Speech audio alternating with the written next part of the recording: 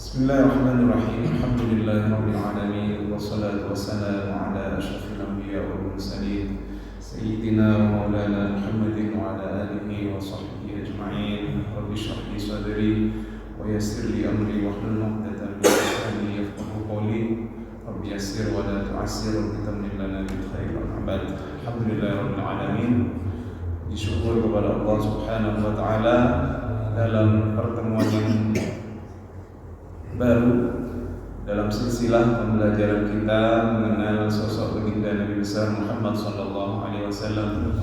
Mudah-mudahan majelis ini nantinya menjadi majelis yang menjadi pemberat amal ibadah kita di akhirat. Allahumma amin. Dan mudah-mudahan dengan barakah kita mengenal baginda Nabi besar Muhammad sallallahu alaihi wasallam menjadi keberkahan bagi seluruh masyarakat yang ada di perumahan Taman Gading ini. Amin Allahumma amin. Baik, kemarin kita sudah membahas tentang pernikahan baginda Nabi besar Muhammad sallallahu alaihi wasallam yang dimulai dengan bekerjanya beliau kepada Sayyidah Khadijah, sehingga menyebabkan Sayyidah Khadijah kagum atas baginda Nabi besar Muhammad sallallahu alaihi wasallam, sehingga meminta Nabi besar Muhammad sallallahu alaihi wasallam melalui perantara seorang perempuan bernama Nafisah bintu Maniyah untuk memberikan tawaran kepada baginda Nabi besar Muhammad sallallahu alaihi wasallam untuk menikah dengan Sayyidah Khadijah.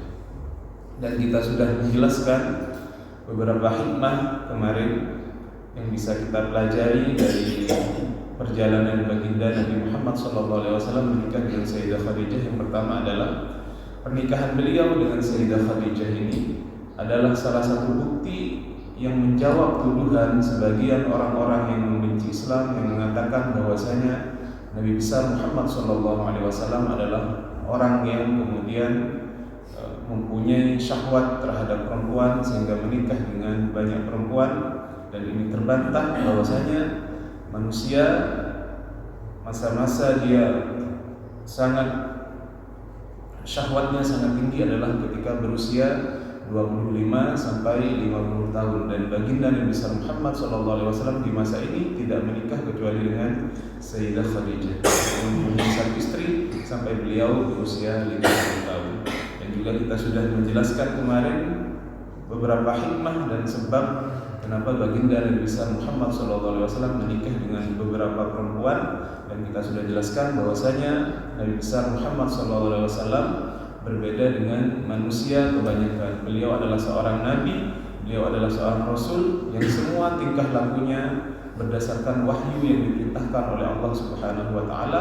Terbukti ketika didatangi oleh malaikat Jibril membawa sebuah secari kain terbuat dari sutra yang berasal dari surga, mengatakan, "Ya Muhammad, ini adalah gambar istrimu kelak di surga." Dan yang ada di gambar itu adalah Sayyidah Aisyah, salah satu istri beliau. Jadi tidak benar bahwasanya apa yang dilakukan oleh Nabi besar Muhammad SAW menurut kehendak nafsu pribadinya, tetapi semuanya adalah berasal daripada wahyu yang diwahyukan kepada beliau. Itu sudah kita bahas kemarin. Kita lanjutkan pembahasan kali ini mengenai satu episode ketika Nabi besar Muhammad SAW memberikan bantuan atau berpartisipasi aktif dalam pembangunan Ka'bah.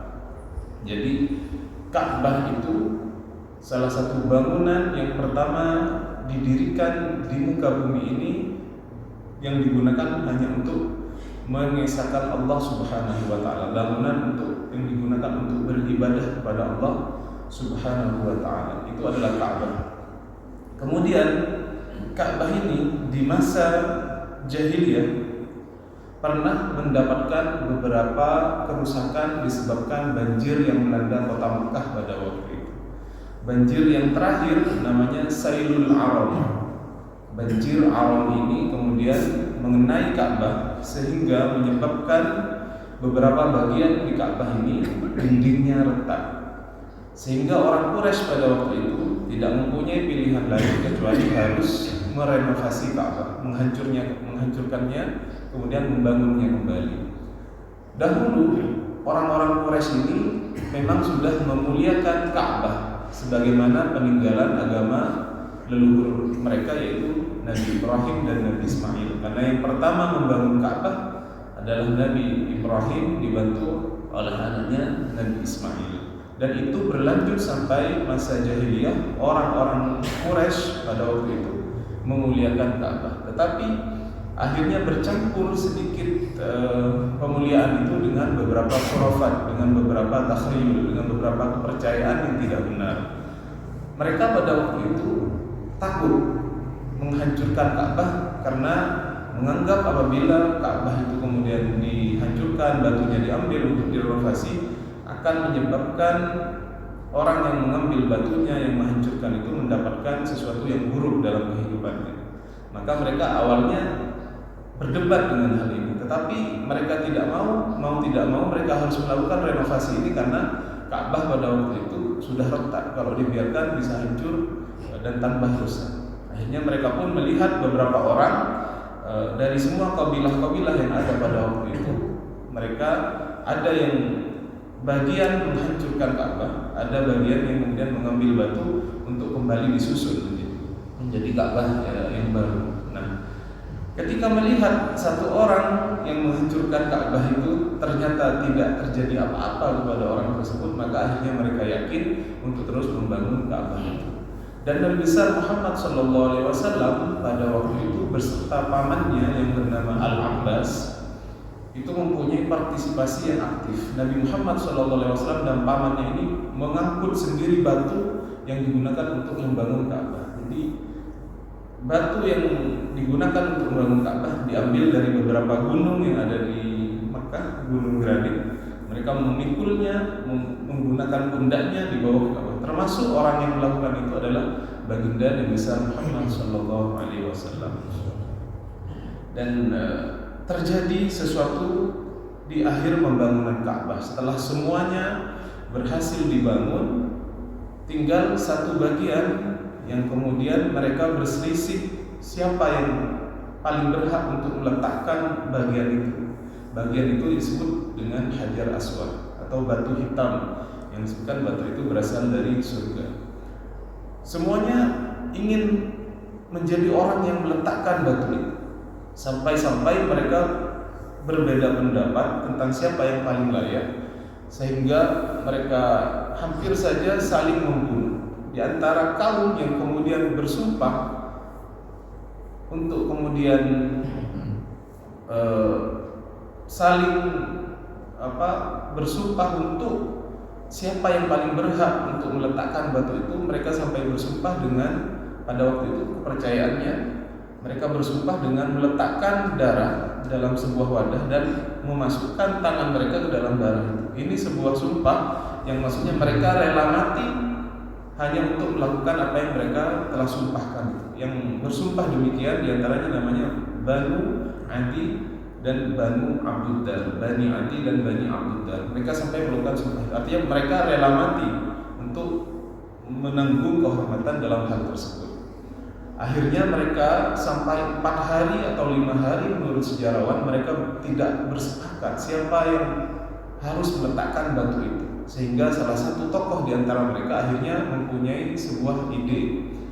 Kita akan menyerahkan siapa yang paling berhak meletakkan batu Hajar Aswad ini terhadap orang yang pertama kali nanti muncul melalui Bab As-Sofa, salah satu pintu yang ada di Bukit Sofa. Ternyata orang yang pertama kali masuk melalui pintu itu adalah baginda Nabi besar Muhammad SAW.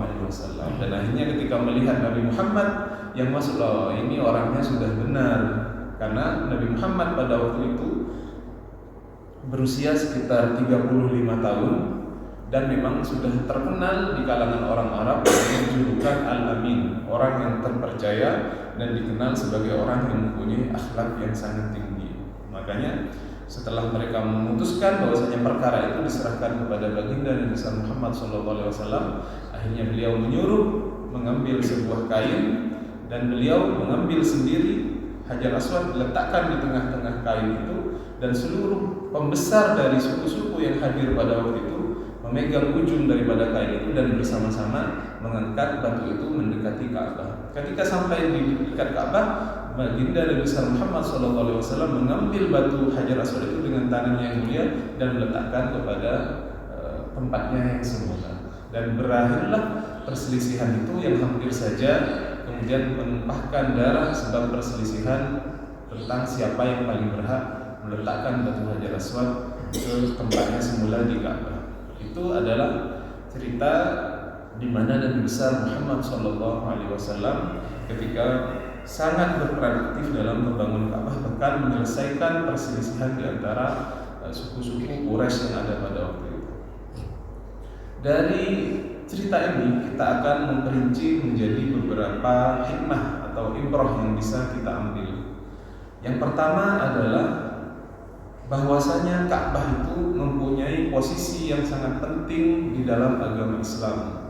Bahkan disebutkan dalam Al-Quran itu bahwasanya yang pertama kali membangunnya adalah Sayyidina Ibrahim dan atas bantuan putranya Sayyidina Ismail. Wa idh yarfa'u Ibrahimul qawa'ida minal baiti wa Ismail Rabbana taqabbal minna innaka antas samiul alim. Bahwasanya yang mengangkat asas atau pondasi-pondasi Ka'bah itu adalah Nabi Ibrahim dibantu dengan putranya Nabi Ismail. Asas yang dibangun itu kemudian ditinggikan oleh Nabi Ibrahim sehingga menjadi bentuk seperti yang kita lihat sekarang. Jadi ditinggikan beberapa hasta sehingga bangunan yang dibangun itu awalnya sangat sederhana dari batu dan kemudian tidak ada atapnya, sehingga itu adalah bangunan kotak begitu dan di tengahnya tidak ada atapnya, hanya batu yang ditinggikan. Itu adalah kemuliaan daripada Ka'bah.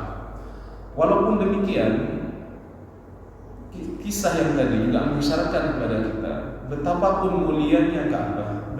Ka'bah adalah sentral di mana menjadi tempat bahwasanya Nabi Ibrahim ketika sudah menghancurkan semua berhala-berhala pada waktu itu, hikmah daripada Allah Subhanahu wa taala menginginkan ada sebuah simbol di mana simbol itu menjadi tempat pengesaan Allah Subhanahu wa taala, menjadi simbol untuk kemudian manusia hanya beribadah kepada Allah Subhanahu wa taala, dibangunlah Ka'bah itu. Walaupun demikian, kita tidak bisa kemudian mengatakan bahwasanya batu-batu itu kemudian bisa memberikan manfaat atau mudarat sebagaimana yang diyakini oleh bangsa Quraisy sebelumnya.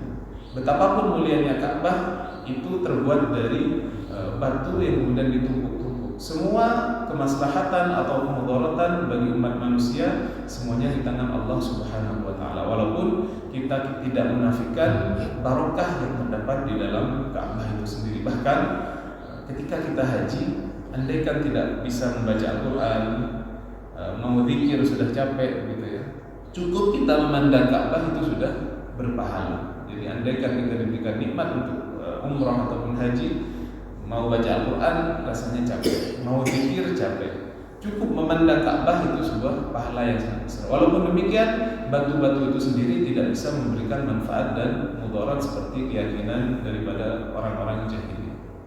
Itu yang pertama. Yang kedua, bahwasanya proses atau pembangunan Ka'bah ini bisa kita lihat dalam sejarah terjadi 4 kali. Pembangunan pertama adalah pembangunan yang dilakukan oleh Nabiullah Ibrahim dibantu oleh Nabiullah Ismail. Ini pembangunan yang pertama oleh Ka'bah oleh beliau berdasarkan wahyu daripada Allah Subhanahu wa taala. Dikisahkan sebenarnya tempat yang kemudian dibangun oleh Nabiullah Ibrahim dan Nabiullah Ismail itu sebenarnya sudah dibangun pertama kali oleh Nabi Adam dan dibantu oleh Ibunda Hawa. Tapi itu hanya berupa bangunan yang tidak ditinggikan. Yang membangun Nabi Adam dan Ibu Hawa itu ada yang mengatakan demikian. Baru pondasi yang tidak tinggi itu ditinggikan oleh Nabiullah Ibrahim dan Nabiullah Ismail, dibantu. Nabiullah Ibrahim membangunnya, Ismail membawakan batunya. Semakin tinggi bangunannya, maka Nabiullah Ibrahim butuh pijakan untuk kemudian mengangkat batu itu ke tempat yang lebih tinggi. Kalau tidak ada pijakannya, tidak bisa ditinggikan bangunan itu. Maka Ismail menyediakan sebuah batu untuk kemudian dipijak oleh Ibrahim ayahnya. Semakin tinggi bangunannya, ditinggikan lagi pijakannya itu. Maka pijakan itu kemudian membekas kaki Nabiullah Ibrahim agak dalam sedikit begitu, dan itu diabadikan sampai sekarang yang disebut dengan Maqam Ibrahim. Jadi Maqam Ibrahim itu bukan kemudian makam atau kuburan. Nabi Ibrahim tidak dikuburkan di situ. Makam Nabi Ibrahim sekarang ada di Hebron, sebuah kota Hebron namanya, di Palestina, atau yang sekarang sedang dijajah oleh Israel. Jadi makam Ibrahim itu bukan kemudian makam, tapi dia adalah tempat batu pijakan yang membekas kaki Nabiullah Ibrahim yang digunakan ketika mengangkat batu agar itu ditaruh di pondasi atau di tembok Ka'bah. Itu adalah makam Ibrahim sampai sekarang oleh beberapa khalifah. Akhirnya agar tidak rusak, dilapisi dengan perak begitu batu itu dan dikelilingi dengan bangunan yang bisa kita lihat sekarang ada di Ka'bah. Dan itu sempat beberapa ulama di sana ingin dihilangkan. Saya pernah mendengar makam Ibrahim gimana kalau diambil saja, karena mengganggu orang yang tawaf. Tapi oleh ulama yang lain jangan, karena memang di antara sunnah nantinya akan bingung, karena yang diajarkan kepada kita setelah selesai tawaf itu kita sholat di belakang makam Ibrahim. Kalau makam Ibrahimnya sudah nggak ada, maka sunnah itu tidak bisa kita laksanakan. Setelah tawaf tidak bisa lagi sholat di belakang makam Ibrahim atau posisi pijakan di mana Nabi Ibrahim. Nah, itu yang pertama, Ka'bah dibangun di masa Nabiullah Ibrahim. Yang kedua, Ka'bah dibangun di masa jahiliyah ketika Rasulullah aktif membantu dalam pembangunan tersebut. Kira-kira ketika Nabi Muhammad berusia 35 tahun. Dan di sini orang-orang Quraisy kemudian menggunakan beberapa, bukan hanya batu, karena pada waktu itu ada seorang pedagang dari Romawi, kapalnya karam di dekat laut, di dekat Jeddah, dan itu didengar oleh orang Quraisy. Akhirnya sebagian mereka pergi menuju kapal yang karam itu dan membelinya dari seseorang yang bernama Bakum, orang Romawi. Dibeli kapal itu, dan kebetulan pemilik kapal ini juga seorang yang pandai dalam pertukangan, pandai dalam bidang perkayuan, sehingga dipanggillah orang itu untuk ikut membantu pembangunan Ka'bah pada waktu itu. Sehingga yang dibangun oleh orang Quraisy pada waktu itu, Ka'bah yang awalnya di zaman Nabi Ibrahim sampai pembangunan kedua oleh orang Quraisy pada waktu itu di zaman jahiliyah, belum ada atapnya, sehingga hanya berupa bangunan yang di tengahnya kosong. Jadi andaikan diletakkan barang-barang berharga di dalam Ka'bah itu, seorang pencuri bisa mencurinya. Ditakutkan karena ada pencuri demikian, maka kemudian Ka'bah itu diberikan atap, diberikan seperti ini, apa namanya?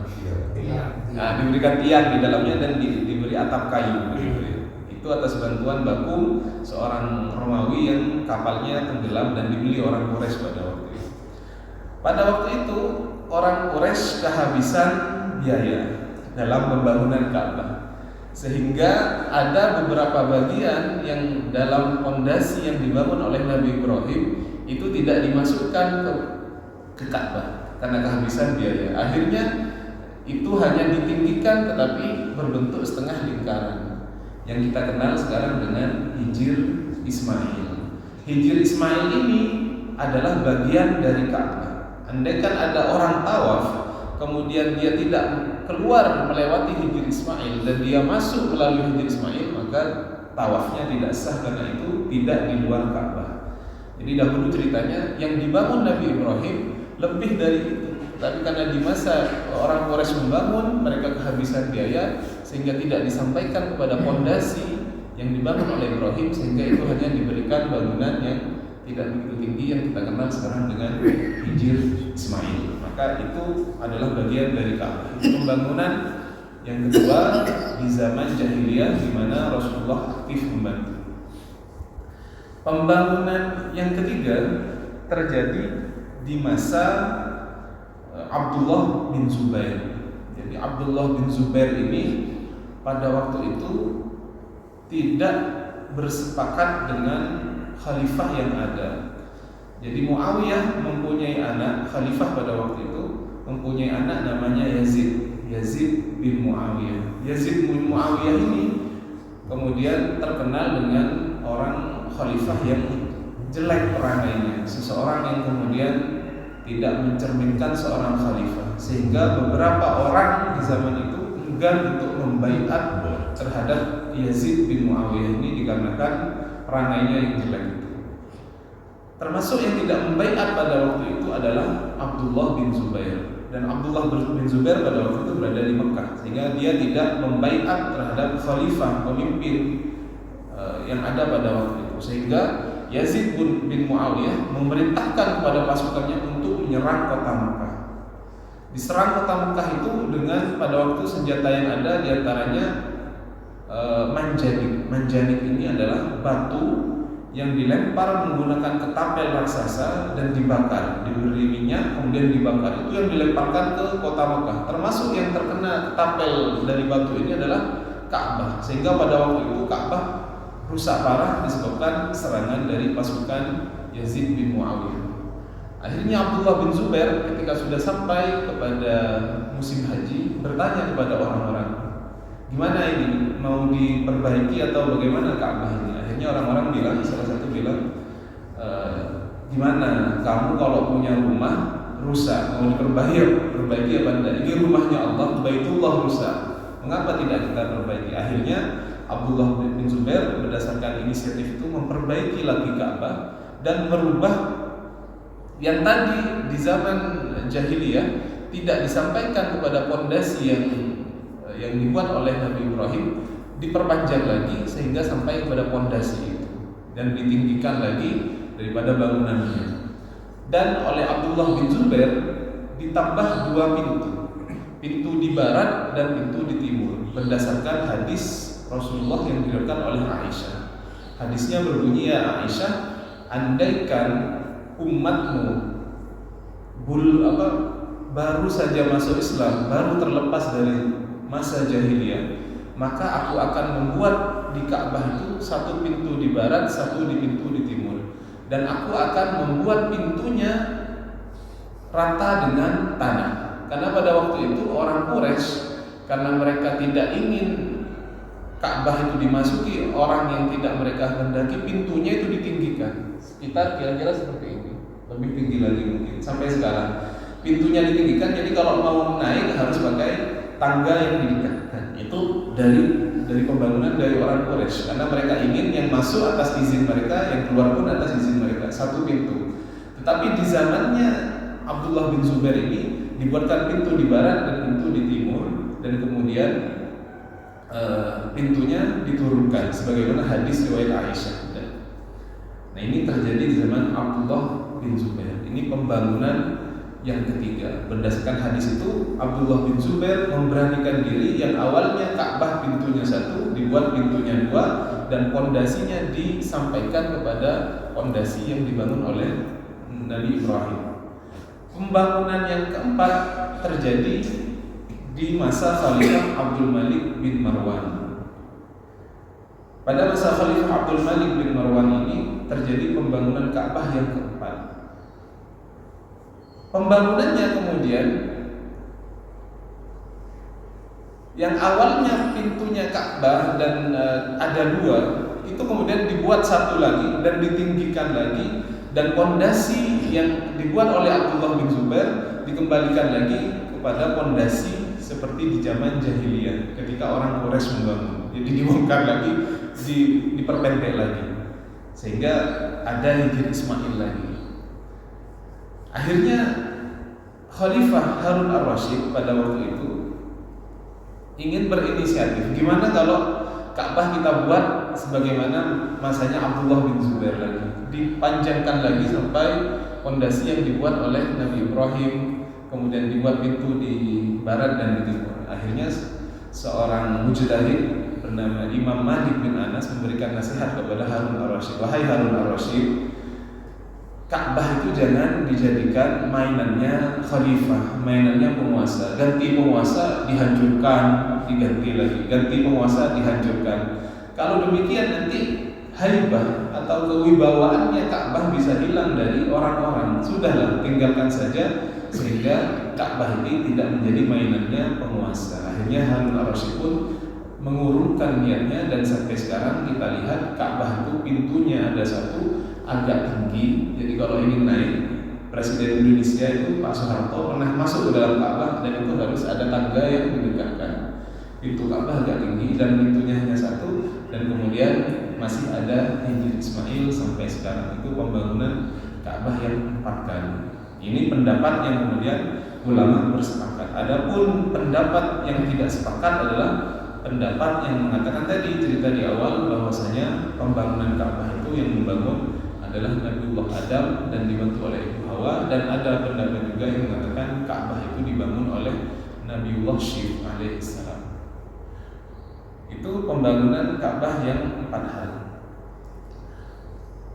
Ibrah atau hikmah yang berikutnya yang bisa kita ambil daripada pelajaran ini adalah kepandaian Nabi besar Muhammad SAW dalam mengurus beberapa perkara, termasuk perkara ketika orang-orang Quraisy berselisih ketika ingin meletakkan batu Hajar Aswad. Di sini beliau sangat cerdas sekali dengan ide yang sangat cemerlang meletakkan Hajar Aswad itu di tengah kain, dan itu hanya keluar dari orang-orang yang cerdas. Walaupun demikian, menurut Syekh Ramadan Al-Buti, jangan kecerdasan Rasulullah itu diletakkan di awal. Jadi kita melihat Rasulullah itu yang pertama adalah beliau adalah seorang nabi dan rasul, baru kemudian kita melekatkan sifat-sifat yang baik setelah itu. Misalkan beliau adalah orang yang cerdas, beliau adalah orang yang intelektual. Tapi yang harus kita letakkan pertama adalah beliau nabi yang pertama, baru setelah itu kita beri gelar dengan gelar-gelar cerdas dan lain-lainnya. Itu adalah bagaimana kita memposisikan kecerdasan Rasulullah. Jadi kita posisikan beliau sebagai nabi terlebih dahulu, baru kita sematkan gelar-gelar yang baik yang lainnya.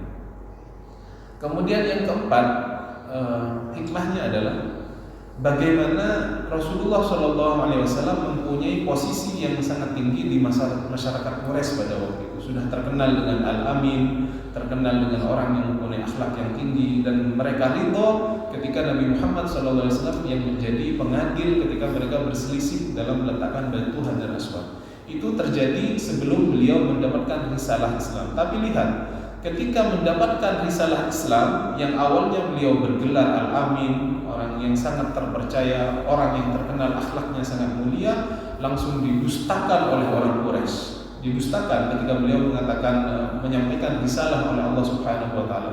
Beliau dianiaya oleh orang Quraisy. Beliau kemudian dianggap tukang sihir, dianggap dukun, dianggap penyair, dianggap dengan kata-kata yang tidak pantas yang diucapkan kepada baginda Nabi besar Muhammad SAW. Lihat bagaimana orang Quraisy yang awalnya menganggap Nabi Muhammad adalah orang yang terpercaya, ketika beliau membawa risalah Islam langsung didustakan. Nah, ini terjadi. Jadi mereka mempunyai sesuatu yang kita sebut sekarang tidak konsisten. Bahkan ceritanya ketika Nabi besar Muhammad SAW hijrah dari Mekah menuju Madinah, yang beliau didustakan di sana sehingga beliau harus merubah jalan dakwahnya menuju kota Madinah, itu orang-orang Quraisy pada waktu itu masih menitipkan barang-barangnya kepada baginda Nabi besar Muhammad SAW. Beliau didustakan sebagai orang yang tidak dianggap sebagai nabi, risalahnya tidak benar, dianggap tukang sihir dan lain-lain, tapi masih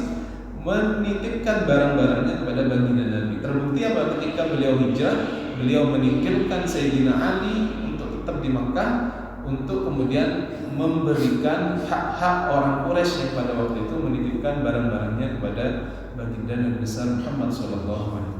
Jadi kita lihat di sini bagaimana orang Quraisy ini mempercayai Nabi sebelum adanya risalah Islam, tetapi begitu beliau membawa risalah Islam, beliau langsung didustakan. Nah, ini adalah hikmah yang bisa kita pelajari dari episode perjalanan baginda Nabi besar Muhammad sallallahu alaihi wasallam ketika beliau aktif dalam membangun Ka'bah.